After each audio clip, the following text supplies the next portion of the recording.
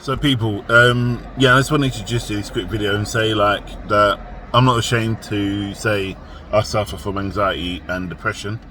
And talking to a couple of therapists today, knowing that it's triggered by my dyslexia, and obviously which is rooted in past events and past circumstances, I should say.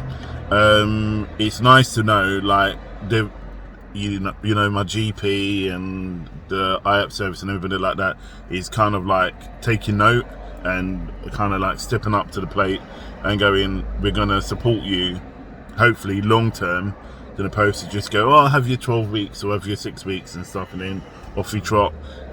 Because I believe, like, sometimes we don't have that option to have that long-term support like some people do. I'm not saying long-term for the rest of your life, but to really delve into the deep, dark parts of your soul, your psyche, yourself, and then being able to really own it and then move forward with it.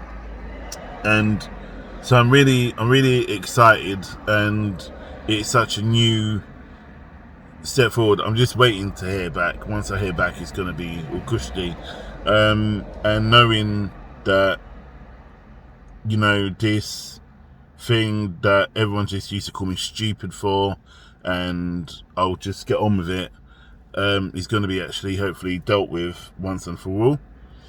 And it's caused a lot of heartache over the last 20 odd years of my life, and hurt a lot of people, myself definitely. So knowing that I'm gonna have the option now to kind of like manage that, not just for 12 weeks or whatever. It's going to be a bit more in depth and really drill down into it. I'm really making some progress. Let me just explain what counselling and CBT is. CBT is cognitive behavioural therapy, which is looking at behaviour, but obviously cognitive, your brain, and your behaviour, the way you act, and then put in a technique that, in order to reflect those. Sometimes you do it in groups and sometimes you do it one-to-one, and when you can do 6 weeks, 12 weeks, but the problem is that when you do that, some people find it a bit of a challenge and say that it doesn't work for them, and sometimes it doesn't. Some people do need a bit more of, I call them, like, mining for understanding of their conscious self or of their self.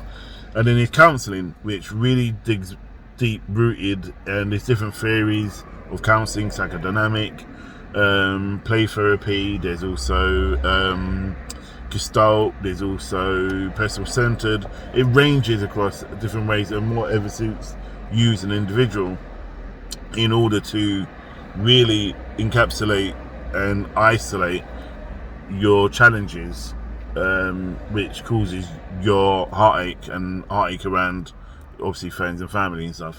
So yeah, and all I keep saying is don't be afraid to say that you are having challenges with yourself, with your mental health.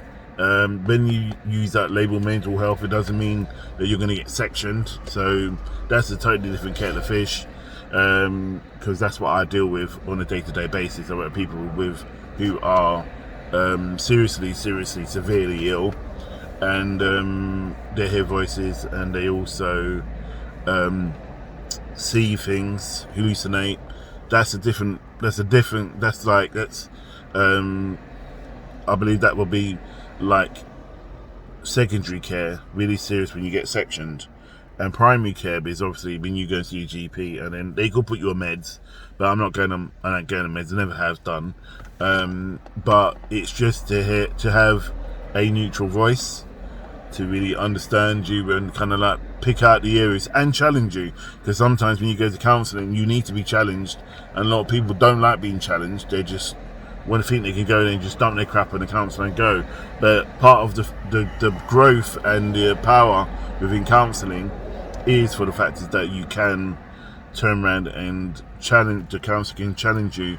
Like when I work with clients, when I do counselling, I always challenge, not duel, like with sword fights, or martial arts, I challenge them, and by going, well, if they glaze across the subject, I will go back to it, because obviously they want to talk about it sometimes. Maybe not then, they want to be aware of that. That's what's happening to them. So I always revisit it and say to them, well, okay, tell me a bit more about it. So in that sense, it's really cool, and I'm really excited. Yeah, and it's powerful. It's really quite moving, because a lot of people gave up on me in my past, when I didn't give up on them, and I'm not going to give up on myself this time, which I never have done, hence why I'm kind of still here. And but yeah, and I'm not letting this define who I am. So yeah, that's really cool. So anyone who is obviously struggling with mental health, and again, I'll say with behavioural like self, I believe, the way you are, your actions, the challenges, how you can't face certain things, and some people don't really understand it when that person's in that zone, and they are really having fight and flight. So they either fight, they come out arguing and want to fight everybody, and it's flight that you just ignore it and you go up into the up into the sky in your mind, and you just try and ignore that it exists. I can turn around and put that against that saying, you can, but like a camel buries its head in the sand because it doesn't want to deal with the issues. And I always say the best way is to do it head on, and do it head on with the right support, friends and family, and or just a friend, and the counsellor. So yeah, don't be afraid it's okay not to be okay. So yeah, stay blessed, stay safe, and namaste.